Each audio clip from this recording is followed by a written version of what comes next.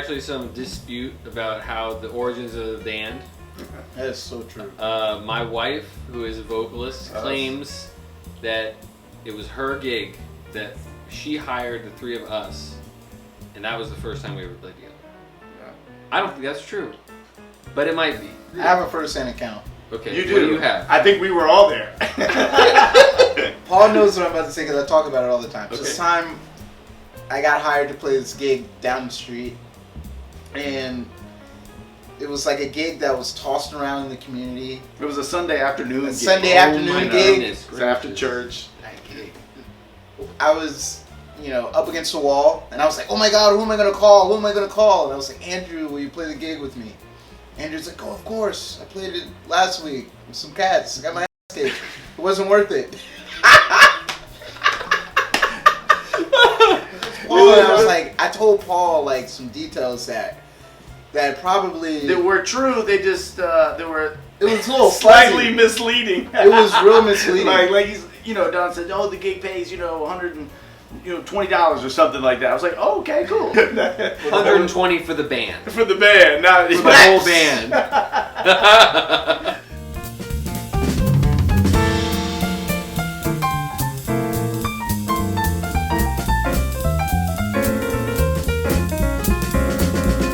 And he's like, hey man, say I'm gonna hook up some stuff in Raleigh, and we're gonna get some gigs. And it was like cool. It was like, we felt really good after the gig, and But there was a chemistry to the band even then. I remember. I was like, oh, these guys, they play really creatively and openly, and it's real cool. And I enjoy this. Like, I could play this all the time. I came from another scene. I grew up in North Florida, and had kind of been established a little bit down there, and then moved up here, moved my family up here because I thought it was the right move for my family. But of course, in my mind, I'm always thinking like, who are the guys I want to work with, and particularly drums, because bass and drums are sort of a, they're one in a lot of ways. Cheers, brother. You develop a sort of sound, a shared understanding of what the time and the beat is, and it's a sort of, again, trust and camaraderie and all of that. Immediately I felt that kinship with Don, and then Andrew, one of the things that he brings is Andrew's a little crazy, man. He that's why we with him. Because he's crazy, bro. Because he's crazy. You never know really. Andrew is a variable. You never really know what he might do.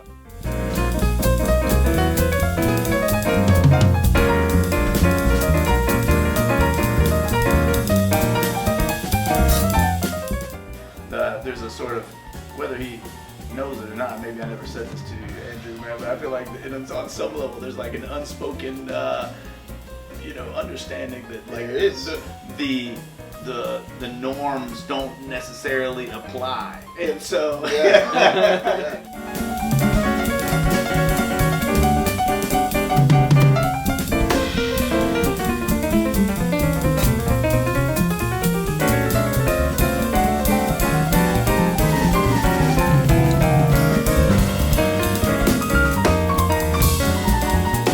brings this like whoa, a creative something, he's throwing something in the pan that's like firing up, and you don't know what it might be, and so that's a lot of, I don't know, man. At least for me, it was just a lot of fun.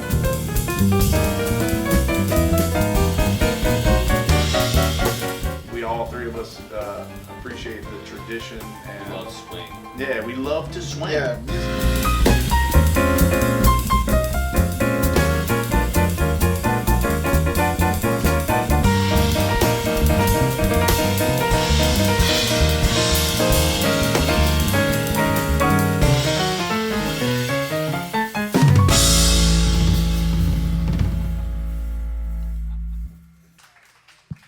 Thank you guys so much. How about it for the band? Playing some tunes. It's the THRIO. It's like a trio, but there's three of us. Yeah, that's the joke. It's going to keep going over well, I think. THRIO Volume 1. Find Your Way. Uh-oh. That record's going to be hype. It's going to be great. Yeah. I mean, it was a pile of tunes. We recorded in a very short amount of time, and we listened back afterwards, and we were pleased with the results. that idea of group sound, group mind, where we have a common idea for the tunes, that really just came to a head in the studio.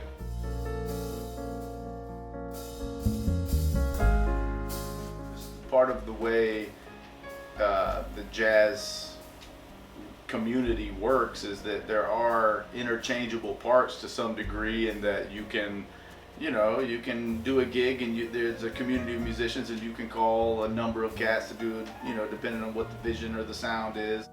It's really beautiful about the way this music works, but at the same time, if that's the only way you do it, it does seem like it's a detriment to an ongoing, developed group sound that has a sort of cohesive nature about it.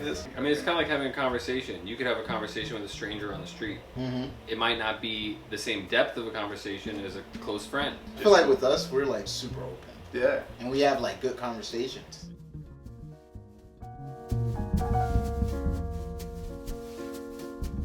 I mean, making art is kind of hard. You have to be a little bit vulnerable. Yes. So like these cats are just two cats that I feel like I'm not afraid to let that hang out.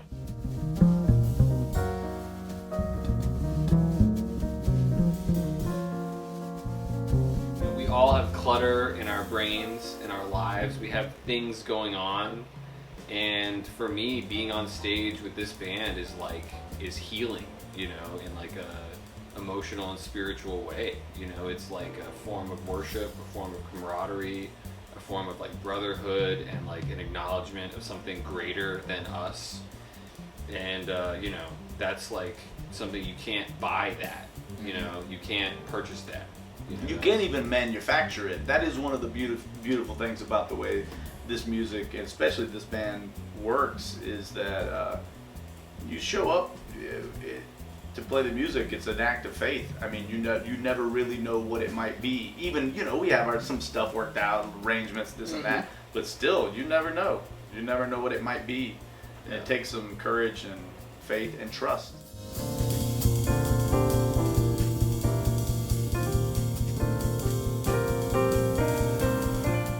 We all have these certain things and characteristics that mean a lot to us, like family, faith, and all that. So, those things kind of come into play too.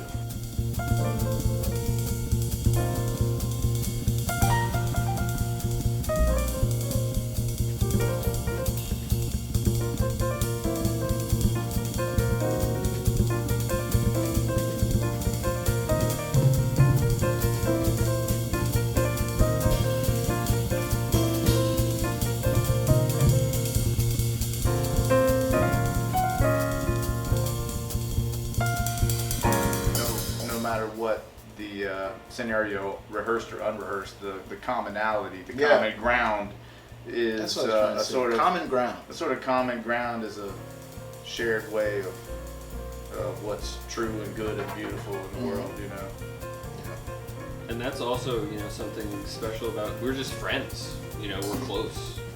We have a good time on and off the bandstand, which is not something you can always say about everybody you get to play with.